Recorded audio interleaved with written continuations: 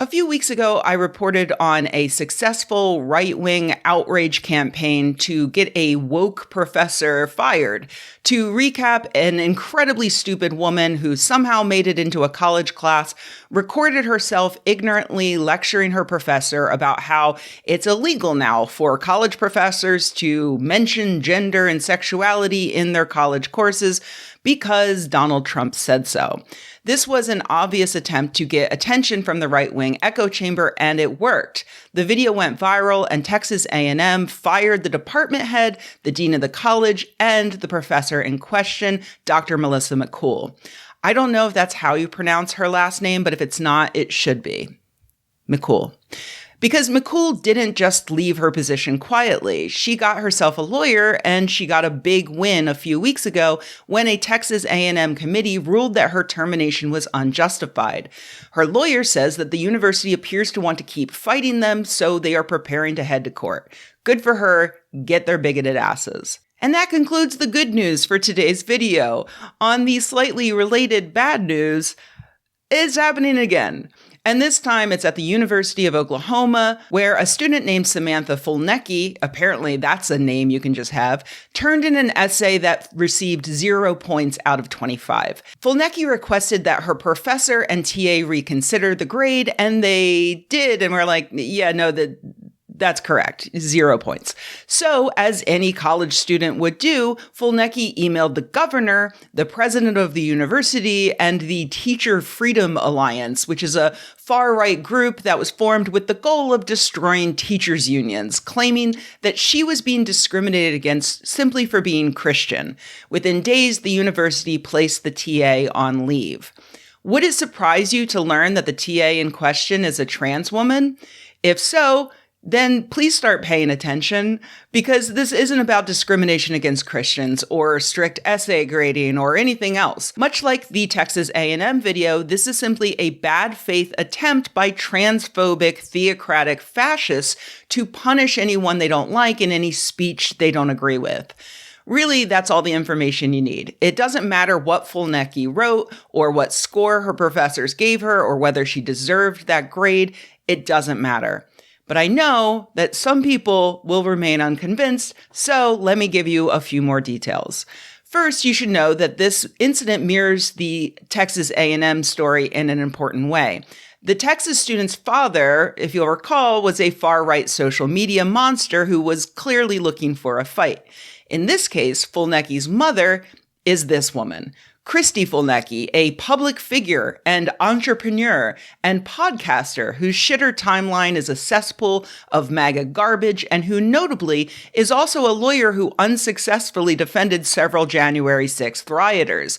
For instance, she represented Christopher Joseph Quaglin, which is also a name you can just have, who tackled and choked a police officer and assaulted several others over the course of 3 hours. A Trump-appointed judge called him a menace to society before sentencing him to 12 years in prison.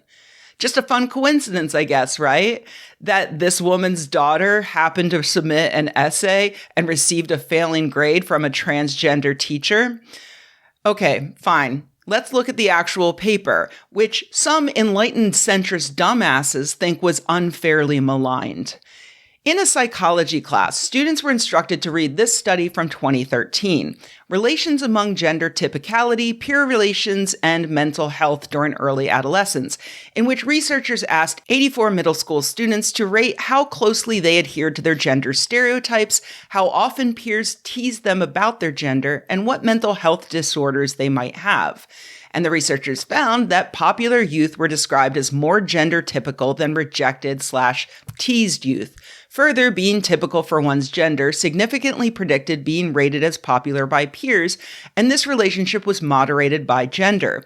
Finally, low gender typicality predicted more negative mental health outcomes for boys. These relationships were, at times, mediated by experiences with gender-based teasing, suggesting that negative mental health outcomes may be a result of the social repercussions of being low in gender typicality rather than a direct result of low typicality. So the big takeaway was that middle school boys in particular who don't conform to gender norms are more likely to have mental health problems, and that is most likely due to bullying related to their atypical gender representation. To verify that they read this study and understood it, the professors asked the students to write a 650-word essay that includes a thoughtful reaction to the material. To illustrate just how easy it is to write 650 words, in this video, I'm currently at around 800 words. It's been many years since I've taken a college course, but personally, I would consider this to be an assignment for a middle schooler. A child of 9 or 10 should reasonably be able to write 650 words about something they read. Apparently, Fulnecki is at the university as a student athlete because she plays tennis. So I genuinely wonder if this is just one of those easy classes that they set up specifically for jocks to take so they can stay on the team. Fun side story. I went to Boston University where we had an entire college for people like that. It was called the College of General Studies, and it was a 2-year program that students could attend if they were rejected by one of the other colleges in the university. They would have to pay the full cost of admission, $35,000 to $40,000 a year at that time. And if they passed the high school level classes in CGS, they could then spend their final 2 years at the college of their choice. Around BU, we called CGS Could Get Smarter. That's all. Just a funny little thing that popped into my head. So yeah, this assignment to me sounds like a CGS situation. But to Fulnecki, and possibly her proud MAGA mother, it sounded like an opportunity to capitalize upon the right wing's transphobic grift machine.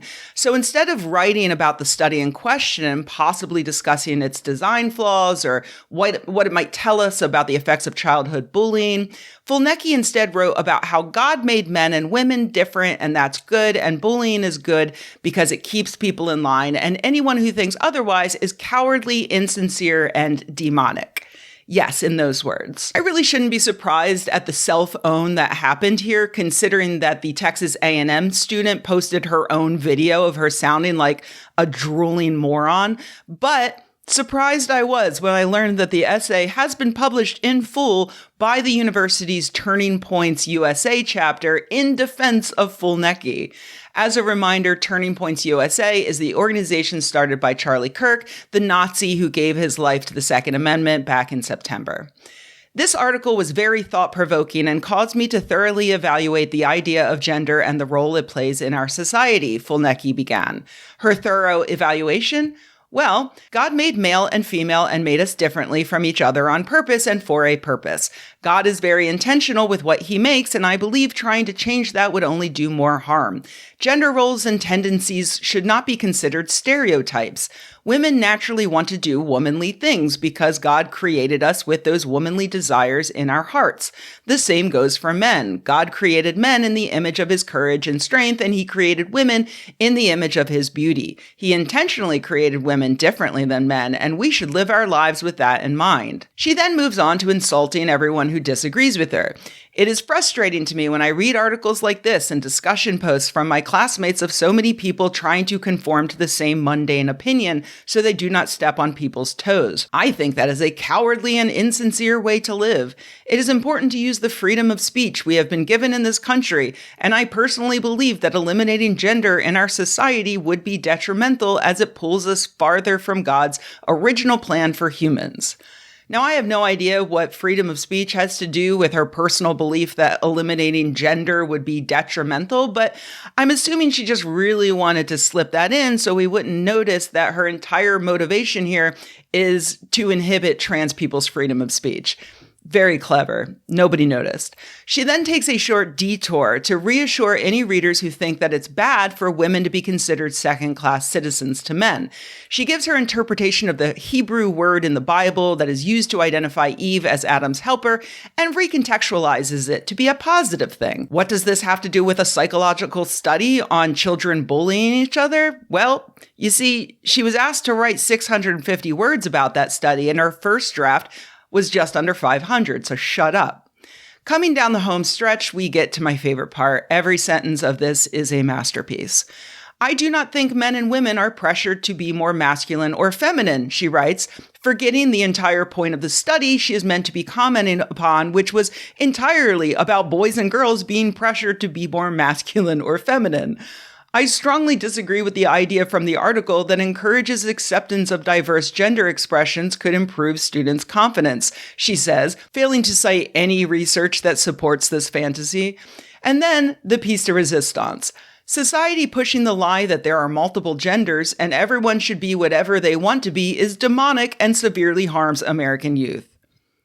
I mean, what do you even say to that? There's the awkward sentence structure, sure. There's the demonic insult, yes. But the lie that there are multiple genders, before I got to this part, I was wondering how this person passed a high school English class. But now I don't even get how she passed like numbers, like first grade numbers. Is numbers a class at University of Oklahoma for student athletes where you just count things like 4 duckies, 1 peanut, some candies, a few blankets, multiple genders? Anyway, she concludes by saying that the scientific understanding of trans and non-binary people is lies being spread from Satan, which is not even how you would write that if you were an adult, but whatever. This is trash. This essay is abject garbage, and it was perfectly fair for the professor to give it 0 points. In fact, personally, I think it was very kind of that professor to give it 0 points, because if I were grading the essay, I would have given it negative points. I would have removed points from her grade in other classes. I would have set up a napping corner in my classroom with some blocks and stuffed animals and made Fulnecki attend class from that corner until she could prove she's functionally literate. But again, that does not matter. Don't be the guy that tries to argue that, well, technically she did cite one work, the Bible, which does technically fulfill the professor's posted grading structure. No, stop. You are falling for the propaganda. This student is a fucking bigot. Her mom is a completely unhinged psycho. They have one goal, and it's getting famous by abusing trans people. They got a trans woman fired, and now they can go on a tour with TPUSA, bragging about it and encouraging other people to do the same thing. And they would be doing that even if the essay was well written. Because even if Fulnecki had demonstrated a basic ability to form a thoughtful thesis, even if she understood basic sentence structure, even if she had a vocabulary above that of the average chimpanzee, she would still have made a bad faith attempt to punish a woman simply for being transgender. And so we should not have a good faith discussion over whether or not she got the grade that she deserved. But my God, that essay really is poorly written. If I wrote that for a college class and turned it in, you couldn't waterboard that information out of me. If someone leaked it to the press with my name on it, I would fully change my identity. New name, new social security number, more or less facial hair, the whole shebang. To end with, I'll just mention that a patron recently asked during our monthly Q&A live stream, what is to be done about this idiot to right-wing influencer pipeline? Riley Gaines is now a Fox News personality because she came in 4th place behind a trans woman in a swimming race. The answer, unfortunately, is nothing. This is just going to keep happening because right-wing audiences are stupid bigots who just want to see other stupid bigots on their television. They don't realize that the essay is bad because they can't read. By which I mean, they can read individual letters and words and sentences, but they do not know how to process information. They are Samantha Fulnecki. If you ask them to evaluate something critically, their brains short circuit, and all that comes out is the stupid bigotry that was previously fed into it in single-syllable drips by Fox News and Facebook memes. All we can do is sit back and laugh at the clowns while doing everything possible to protect our trans brothers and sisters from this relentless attack.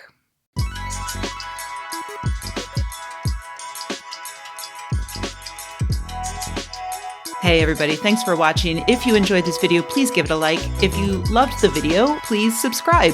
And if you think the world could use more videos like this and you happen to have a few bucks laying around, head to patreon.com/Rebecca and join an awesome community of nerds like the people whose names you see on the screen right now.